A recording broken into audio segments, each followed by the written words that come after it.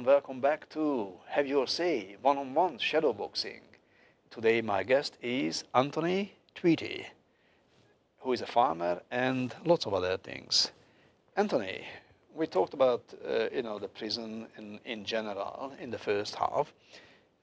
Now something about your own experience, which we are also taught, but how do you see the system as a rehabilitation system? Because originally we thought, we're putting people into prison not to punish them necessarily, but to rehabilitate them, to make them a useful part of the society when they're coming out, because they went some, not necessarily good paths in the previous life. So we say, okay, let's put them into prison to rehabilitate them and prepare them for a better life. Is it working? Absolutely not. No, if anything, it's radicalising rather than rehabilitating. For me, I had evidence, police evidence against me in CDs. This was DVDs. It was video evidence. And they seized it as it came into the prison. This is my legal notes. Yeah. And they'd seized it, and it took me 3 months to get it. And I finally wound up writing to just about everybody, and of course nobody could help me. And either the police commissioner or the minister of police? The police commissioner was busy with his son, who had an ice lab in his backyard, and the treasurer was also a bit drunk and drove his car home and smashed it up 5 times, but he wasn't breathalyzed. So. And he don't even went to prison either. Oh no, of course not. Our treasurer couldn't put him only to the prison. good go to prison. But it's just a systematic form of psychological torture, of frustration, building up, and finally the crowding in the prisons, the way they put the beds in. So how the beds are put into the prison? Tell me about the 3x3 room. Yes. How's the daily life in prison? It's for you. It's absolutely boring. Absolutely. So what's happening? Take us through in one day. They unlock, and they unlock quite noisily, so you're definitely not going to sleep. And you get up, you make yourself some breakfast. You have to provide your own breakfast. Breakfast isn't really provided, only lunch and dinner are provided. Then they count you.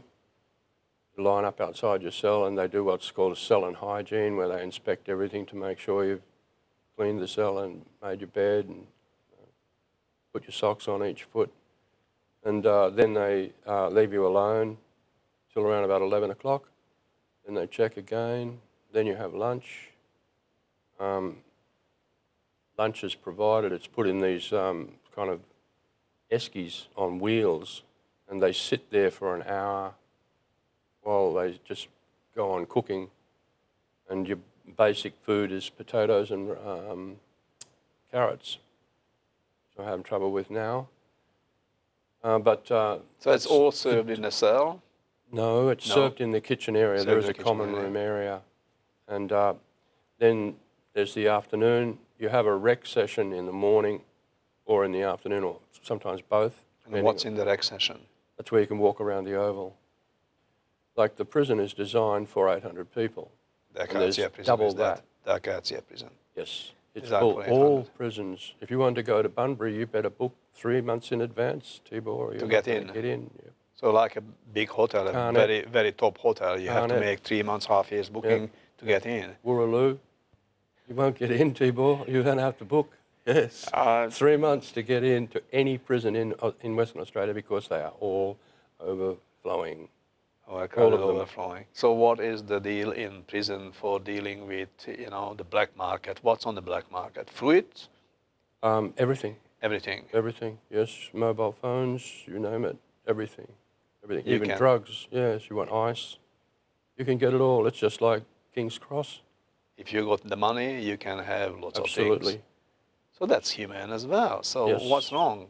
Teaching people to trade? It's a commercial enterprise. Teaching people to trade, making small businesses flourishing in prison. Then if they're coming up, they continue probably do the freebase or Coke or The same small businesses, same unfortunately, business they were running. not something new, not something what we really need, small business, but other businesses. It's obscene.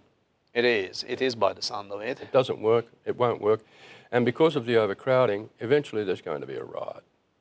There's going to be a riot. When they turn tobacco off, because I'm in prison for growing hemp, Yes. and I'm in a cell with another man who smokes this, and they only smoke white ox tobacco. That's a Doe Egbert's Black Russian tobacco. It is obscene. It's foul.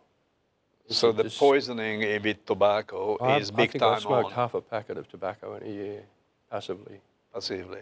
So you can smoke inside the cell, not... No. The regulations, Tibor.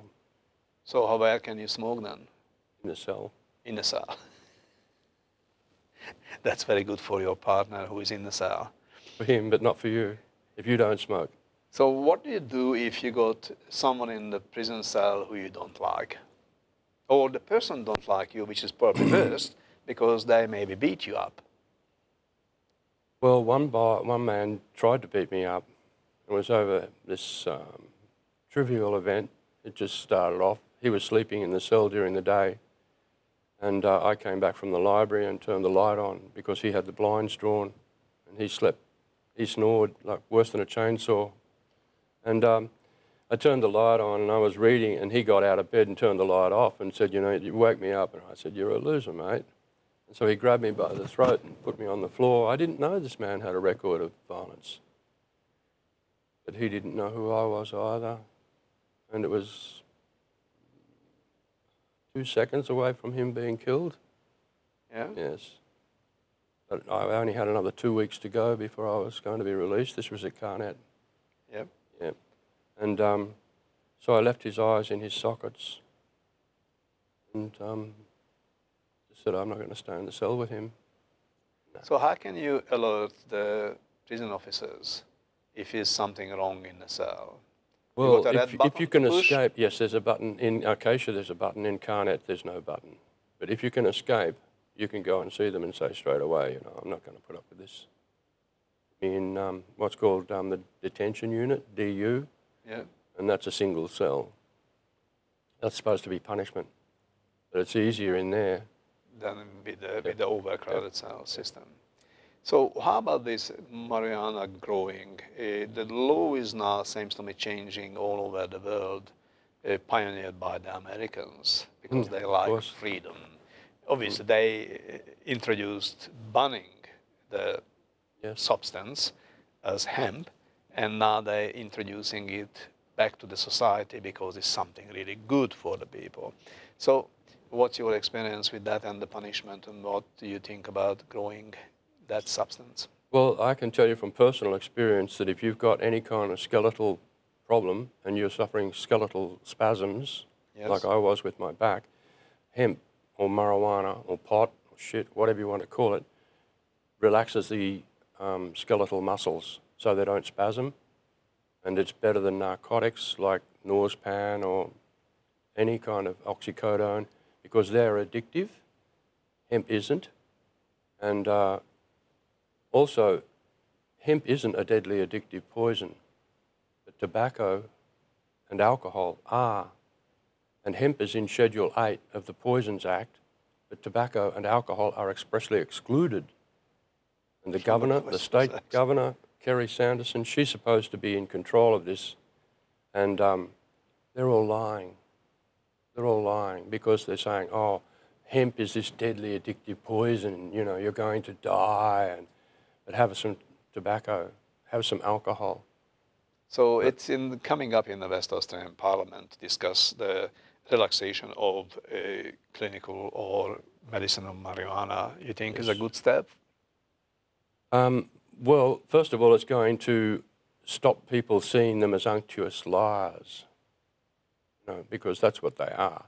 But the minute they decriminalise it and say, well, the last 10,000 years of history that man has got recorded of using hemp beneficially is okay, and the Single Convention on Narcotic Substances, which was an American concoction to stop the production of hemp fibre by Monsanto and DuPont, then it kind of sanctifies them. But while they've got it illegal, it holds them up as liars, cheats and criminals, because they're pushing these deadly addictive poisons onto society. Well, they're saying, now, Tibor, you're not allowed to have this one. You can have that one, and you can have that one, but not that one. That's true. And so, Anthony, my last question before we go away for this program today. What is your message for the politicians or for the judicial system, what to do with the prisons in the future? if you don't act, if you don't see that as you're jamming the prisons full of people and this convict colony zeitgeist that we have in Australia of just jamming them in the prisons, there's going to be a riot. There's going to be a major riot. It'll probably happen when you decide to finally ban tobacco smoking in prison. And then when that happens, Acacia will burn because all the cells have got wooden bunks in them, polyester sheeting, polyurethane mattresses, and the prison will burn. The prison will burn. And unless they recognise that the human rights of a person means that you're allowed to have one person per cell. That's what the United Nations Declaration on Human Rights says. You've got to be kept in a single cell in prison. And while they're jamming more people and more people and more people, up in Roebourne they have 6 people to a cell. That's and there's outrageous. no air conditioning. That's outrageous. It's rude. Well, there's going to be trouble. If they don't wake up, no justice, no peace. So that's the message from Anthony. Wake up, guys, and do something about the prisons and humanity in prisons. Thanks for watching us today, and please tune up next week, same time, same channel. Have your say, one-on-one shadow boxing. Easy for listening. I was able to do it. Easy for dancing. I'm not a great lover of cats. That's my fear. You're a disgrace, you are. Not me. That's my fear. You're a disgrace.